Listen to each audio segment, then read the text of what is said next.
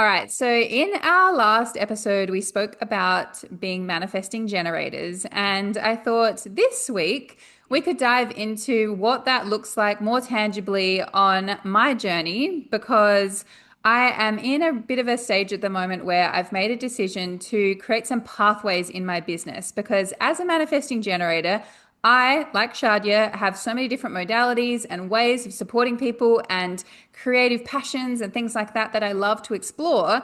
And this podcast is one of those kind of angles that I'm branching out into to kind of share in a different Mhm. way. And then I've also got this process of writing a book at the moment, which will be published this year. And there's just lots of different directions that I'm going in. So I thought it would be fun for Shadia to interview me so that this can go up on our podcast and go on my other podcast because MG, and we can kind of dive into the creative process, what that's been like for me. And then in turn, all of you listening can kind of contemplate on your creative process. And I hope that it's going to give you a lot of permission slips along the way so that you can really own the soul led desires that you have and lean into pursuing them and not box yourself. So I'm Mhm. excited to dive in. Yeah, I'm super excited as well. And I think it's really interesting as well for us to just have a little glimpse into how your journey has been because it hasn't been also linear. Like sometimes we want things to fit into a box or into a category. And when you find yourself just being passionate about so many different things, it often is like you're like in a pickle, right? Like, oh my God, should I just stick to this? Should I just like dare to talk about something different? What would Mm-hmm. happen? How would people perceive me? Because I Mm-hmm. don't know about you, but I felt this a lot, right? Like it's like, oh my God, maybe I just need to, like, if I've been offering this or talking about this, that's the road I should take, because if not, I'll be punished and so on. And then in turn, to see how liberating it is to finally be like, no, this is who I am. I Mm. don't have like one street to follow through. I just have multiple avenues of passions that light me up, right? Yeah, no, I Yeah. totally feel all of that. And I think it's really interesting because there's so much conditioning around you need to be consistent, you need to pick a niche, you need to pick a lane, you need to repeat yourself over and over and over again so that then people will be able to find your message and not everyone hears it. And I don't know about you. Well, I do actually know about you. I get bored. I don't want to Yeah, repeat for myself sure. 50 billion No. times. If I've created it, I've made it, here you go. I'm moving on to the next thing. I'm learning about something else, like coming back and revisiting that thing unless I kind of pour a lot of energy into it and like revive the fire, like Mm-hmm. it's just like, oh, and everyone can feel that because I just naturally attract very intuitive people, whether they realize that or not. So, yeah, really interesting journey. And I think there was something else I was going to say earlier, but I'm going to hand it over to you because I can't remember. No, I think that's very powerful because law of resonance. If you are not feeling it, then people are Yes. not feeling it, right? So it's Hmm. really powerful to give ourselves the permission to just be like, you know what, this is no longer in alignment with me. Let's try something else. Well, I know that since you were a little girl, you've had this amazing connection with horses, right? Hmm. Did you always know that you wanted to work with horses, or was there like another like dream job or dream career that you had when you were a little girl? When I was little, the only dream career that I kind of envisaged for myself was to be a pet shop owner. Wow, that's fascinating. Is there a Yeah. reason why? Like, I because just you loved just loved animals, and that just animals? seemed like a good. I mean, I didn't really think about the logistics of like selling said animals and all of that, but just being in the presence of animals, I was like, yes, I want to do that. And I remember even as a child, I would cry at Christmas sometimes because I wanted the reindeer. So I write little Mm. notes and then I'd be like, oh, they've come to like nibble on these carrots that we've left out for them. Where's my reindeer? I want Rudolph. Like, what's going on? Yeah. So I had a very strong connection with animals. And in terms of horses specifically, that kind of like strengthened later on. Like Hmm. prior to that, one of my favorite series to read as a child was called Animal Arc. And there were different Wow. like books on different animals, and I had all of them, like so many Hmm. different types of animals. So yeah, and then horses came into my life when I was 12. So then that kind of reignited and a deeper kind of remembering of like my love for them. And then, yeah, the journey That's continues. really beautiful and really powerful, because I feel that even though how it looks on paper might be different, since we are children, we have these wants or these connections to certain things Yeah, that are like clues showing us the way, right? And I yeah, feel that a powerful way to honor that is to not stay stagnant, not stay fixed on one thing, but just mm, allowing ourselves to move from that. mm, I remember that when like we first met, that you were very like, oh my god, I want to post about this on my Instagram, but maybe I don't know how. Like, yeah, it was always this thing that, oh my god, I have all these multiple things I want to talk about. I'm discovering my very intuitive side, but then how will the horse people take it, and so on. And it's taking you a while to just be able to experiment with different yeah. things and be like, okay, so maybe I will try this now. What are you up to now, and how you got to the point where you were like, okay, this is what I'm gonna try. Let's maybe Yeah. split it a bit, or how would you Yeah. say it came to life? Yeah, so I think what you were mentioning before about this kind of like how do I share, and that's been a Mm-hmm. huge contemplation of mine. And I've kind of lent in and then I've pulled back and then I've lent in and I've pulled back and I've questioned and all of these different kind of things. And the thing that I was going to say before that I forgot was Mm-hmm. about this. For me, the fear was more about like being misunderstood. And I think that's a really common MG thing as well. Mm-hmm. Like I want to make sure that people understand me. I want to make sure people get me because to me, sometimes like I can perceive that maybe people think that maybe I am a bit chaotic. And I mean, I've got a Gemini moon as well, which we can talk about in an astrology episode, Yeah. but like I know about my daily musings and what I'm thinking about and what I'm doing. And I think sometimes it's easy to think, oh my goodness, people are tracking my every move. How are people perceiving this?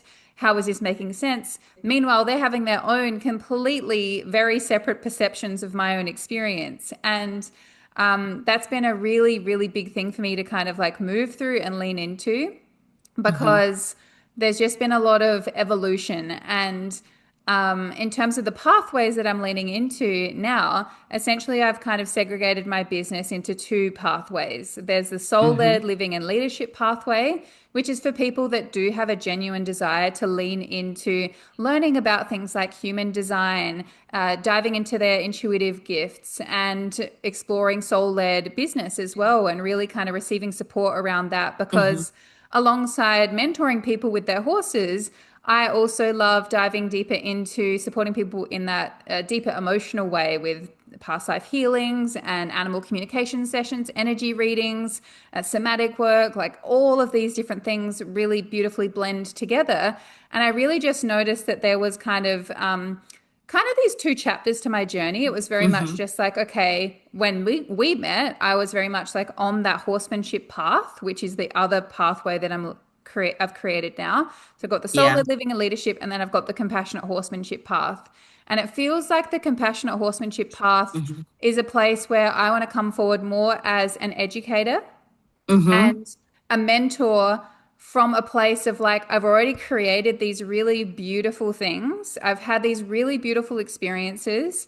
Now, let me allow that to live in a way that feels more, I want to say business like in terms of Mm-hmm. like I'm creating this really sustainable business because I've always had this calling of like, I really want a lot more people to know about these things that I've Yeah. learned and these experiences that I've had and these stories that I've had because there are a lot of people that hear my story and they say, oh my goodness, I resonate with that. I resonate with that. I resonate with that. But then not a lot of people are really sharing about it in the way that I do in this Mm-hmm. very kind of shame-free, honest way. Yeah. And I think that a former version of me would have really loved to have been able to witness somebody like me sharing in the way that I'm sharing. So yeah, I've kind of created these two different branches so that then Mm-hmm. if you want to come for the compassionate horsemanship, cool. I'm happy to talk to you practically and kind of weave in these deeper threads. Amazing. And if you want to come to me for solid living and leadership, great. Let's explore that and we can dive deeper in there. And I just get to play with both sides of the thing. And this has been something that I've played with before. I've Mm-hmm. dabbled with trying to create a separate kind of space for the compassionate horsemanship side, but then I would just take it too personally. I'd be like, no, I want to share under my name. Like, I don't want to share under Mm-hmm. that name. Like, it was just really kind of, there was a lot of ego deaths that had to occur for me to just go, no, like, this is what at a soul level I'm being called to do. Now, how can Yeah. I just allow myself to pursue that and just go with the flow and see what happens? Mm-hmm. I love absolutely what you're sharing. And one of the things I love the most of your whole journey is that you're very unapologetic about it. You're like, this is Yeah. me. This has changed now. I'm shifting, and that's Yeah. fine. Oh, I discovered this new mentor, teacher. I really like this. Fuck it. I'm just gonna try this. Or this is not working. I'm just gonna stop it. So that also gives, I feel, people a permission slip to be like, oh, she's doing that. I can do that as well, right? Like Yeah, it's very absolutely. powerful. Yeah. Mm-hmm. And even with my other podcast, the Equestrian Perspective podcast, it got to a point where I felt like I was repeating myself a lot. And I would go back and revisit older episodes and be like, this is really timeless. Like, sure, I could say certain things in a different way, but I would rather people just kind of find these episodes and kind of dive Mm-hmm. in. And then if they feel called to dive deeper, like, let's work together. Let's go over here. And I didn't really have a calling to kind of interview a lot of people. Of course, I'm always open to having like clients share their stories on the podcast because that's one of the things that I really, really love. And I will continue to do that. And who knows, maybe another idea will come through and I'll continue Mm-hmm. sharing over there. But then we were chatting only the other week and then had the idea to do this. And I'm like, yes, because I want a place to speak about all of these other things because it felt like I got to a Mm-hmm. stage in my horsemanship journey where things were feeling solid. And then I was sharing about that. And then I was learning so much about myself and going on my own journey behind the scenes. And it was like what was really alive within me wasn't necessarily the horsemanship stuff because I was like, I'm cool with that now. Like I'm good with that. And also it was a little bit interesting as well because clients, the work that I would do with them was Mm-hmm. also deeper. So on the front end, they would come to me for practical things, but then on the back end, they would soon realize, oh, we're diving into some deeper stuff here. Mm-hmm. So and I'm like, how do I share about this in a compelling way that actually allows people to get to know me and like it feel good for me and yeah, it's just been a really big journey to kind of like decondition myself in the way that I think I Mm-hmm. should share and the way that I think should work and kind of come back to like, no, like follow my knowing and just take things one step at a time. And it's been really, really fascinating because this book that I'm writing has been calling me for like 5 years. And I Mm-hmm. understand now in hindsight why it's taken me so long to write it because it's one thing to talk about your stories, even on a public platform. It's one thing to share about them in short form. It is a whole other thing to write about them in something that feels like it's going to be very, very permanent. And something for me is, and I have a defined throat in human design with Mm-hmm. lots of gates and channels, but they're all unconscious. So if you ask me about my story, I can talk and talk and talk and talk and talk. But when I'm writing in long form about my story, it's very easy to stop writing. It's very easy to Mm-hmm. question the sentences that you're putting down. It's very easy to feel all of the feelings that are coming up. And because you're not like pressured to kind of keep writing, it's a lot.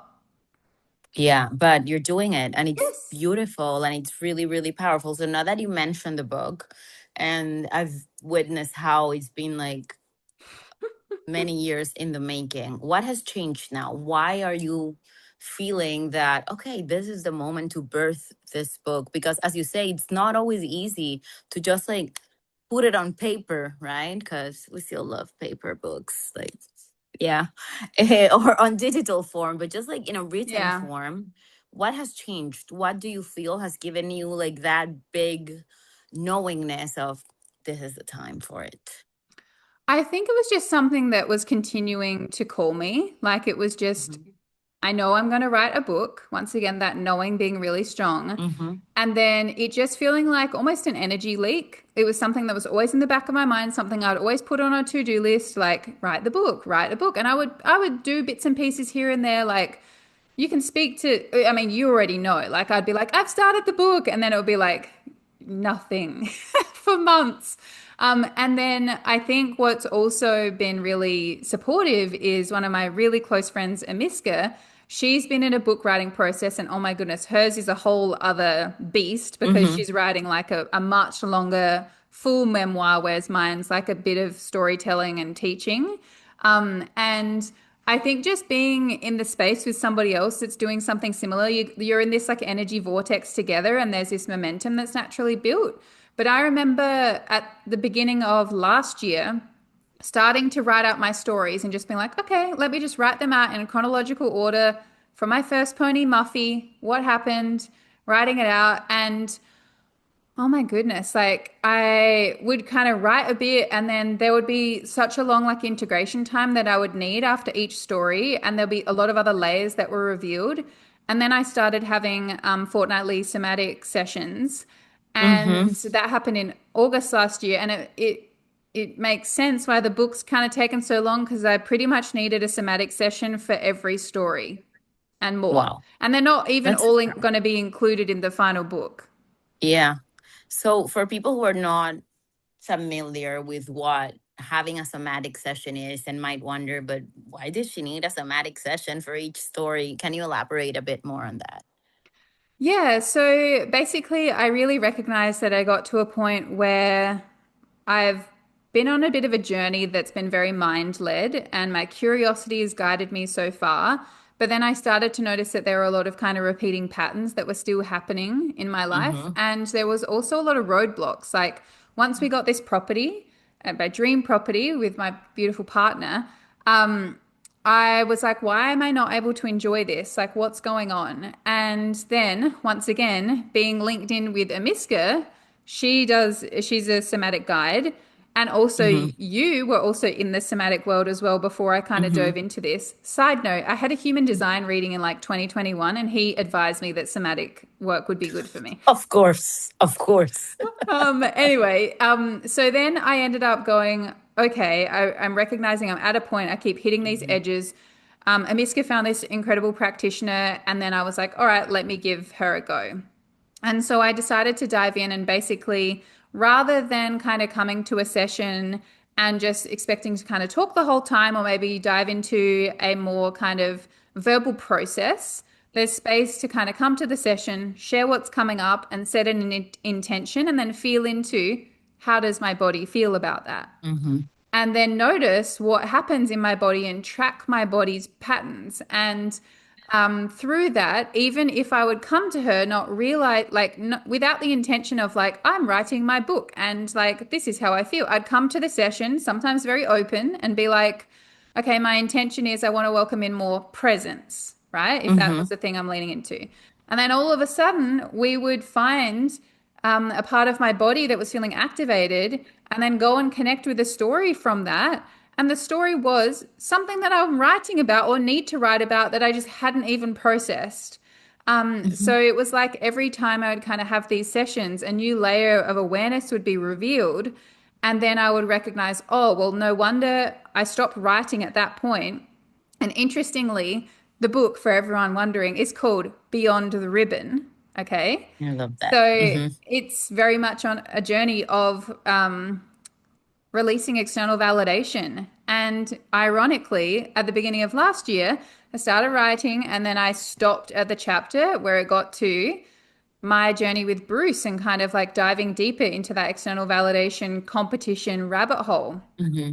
And I only just finished. Parenthesis, Bruce is one of her Oh, horses. yes.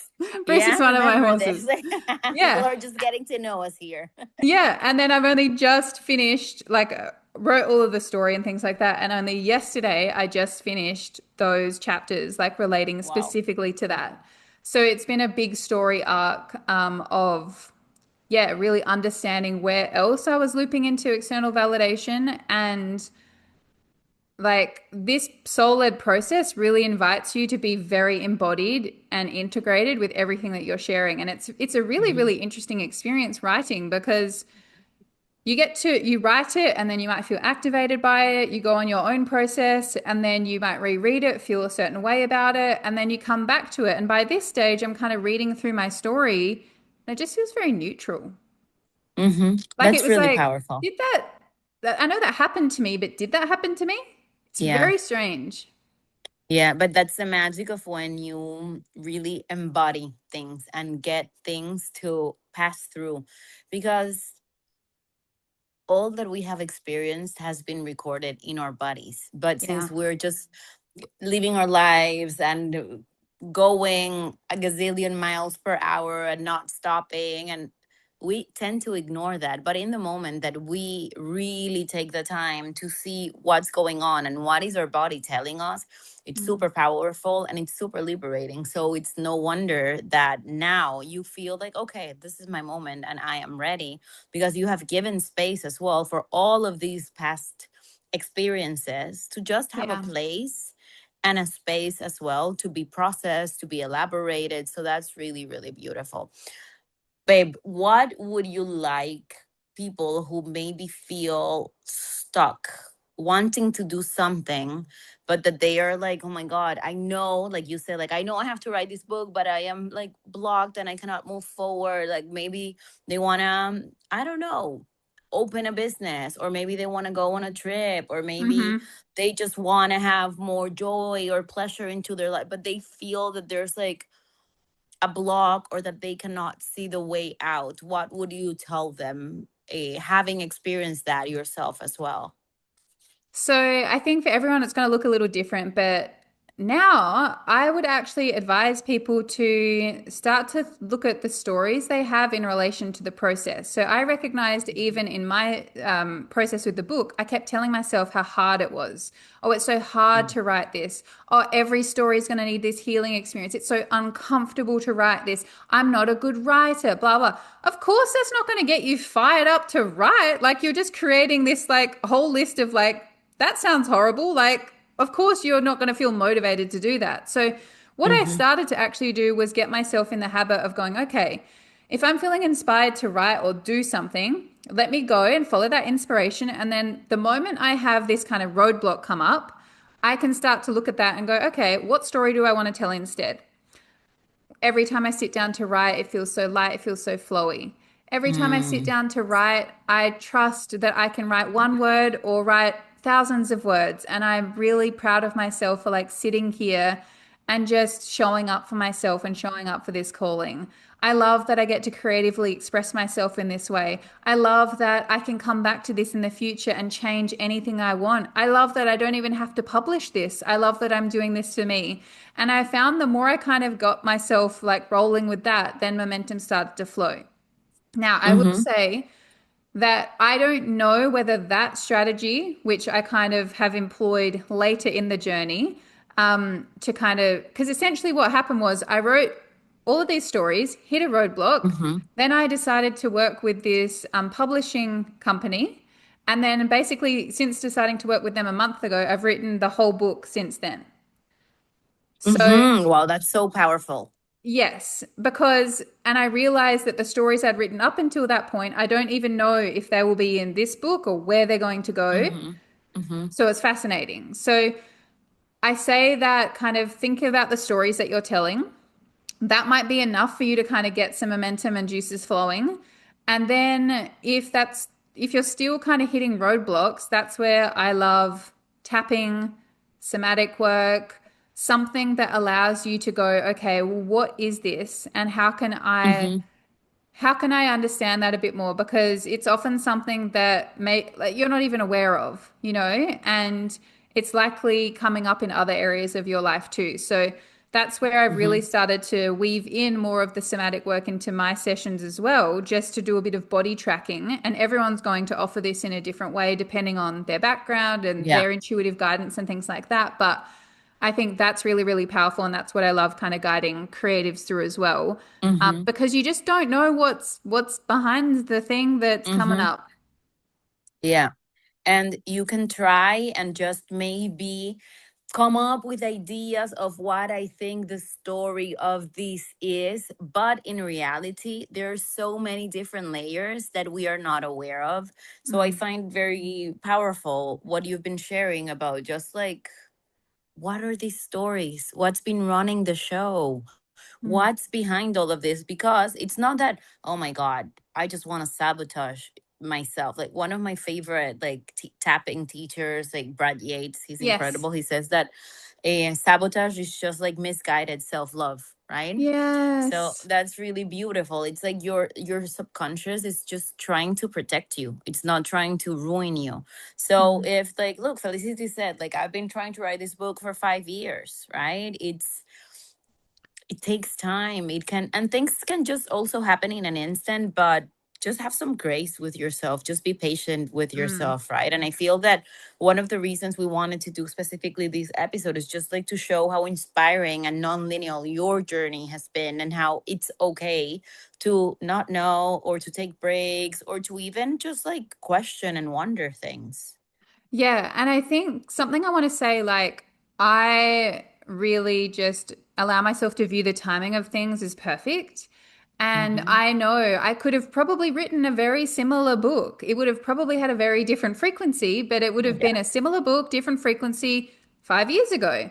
But the version of me that would have written and published and promoted that book and received whatever came from that would have handled that very, very differently, because my Mm-hmm. capacity to receive and to just be connected to myself, like, now that I think about it, it would have been a real push for me to publish a book on external validation while swimming in Mm-hmm. that. Like, I'm grateful that that didn't happen back then, because I needed to go through all of these life lessons and experiences through the book and elsewhere to shape me into this person that feels really stable. And ironically, like, since I've really decided to kind of focus on this book and bring it to Mm-hmm. life, like, I haven't done anything. I just write things on, like, I just had a knowing of, like, oh, I want to be on this person's podcast. Somebody's already Mm-hmm. connected me with this woman. I'm chatting with her tomorrow.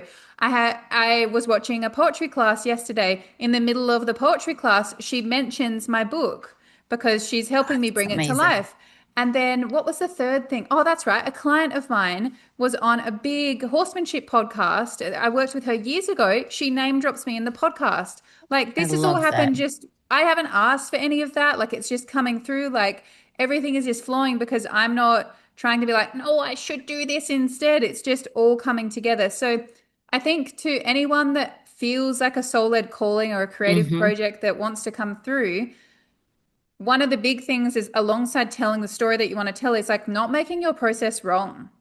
Any moment I of love resistance that that. you Mm-hmm. face, like, you're not doing anything wrong. Like, you're not bad. You shouldn't have done it earlier, whatever. Like, you're exactly where you're meant to be, because I think the more you focus on that path of least resistance, the path of least resistance doesn't judge yourself for your journey. Yeah, I love that. It gives me like such a big Oh exhale, my and I think goodness. it's so Like, a client powerful. came to It's me the other day yeah. and she was like, oh, I noticed that I'm really good kind of with my energetic, like, just feeling in my own energy at home and Mm-hmm. with friends. And when she's out in public, she's like, I feel like I take on everyone else's stuff. I'm like, there's nothing wrong with that.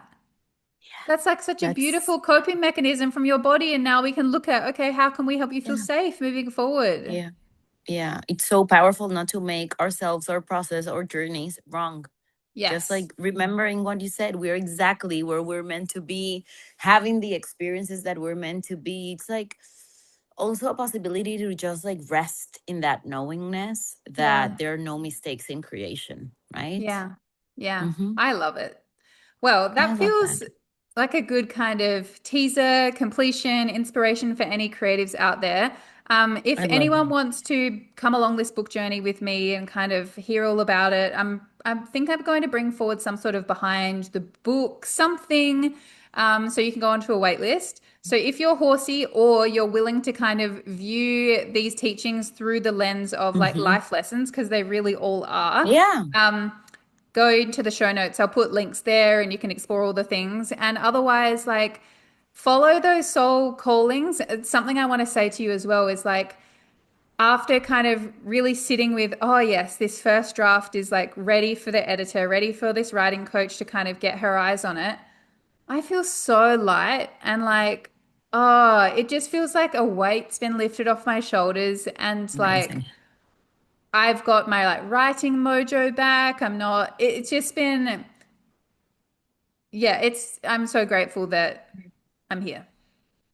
It's so beautiful. And also, before we close, what you just mentioned is a great reminder of allowing ourselves to receive. to ask for help, to Yeah. let other people be in their zone of genius while we are in our zone of genius. Like, you don't have to do it all because you can do it all, right? Yeah. So I feel that's really beautiful. Thank you so much for sharing your journey with us. You know that I'm always so proud of you. You inspire me every single day.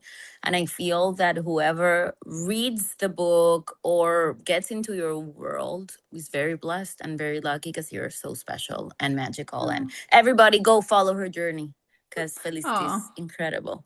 I Thank love you, you. babe. Thank you. I love you too. All right, we'll see everyone in the next episode. Ciao.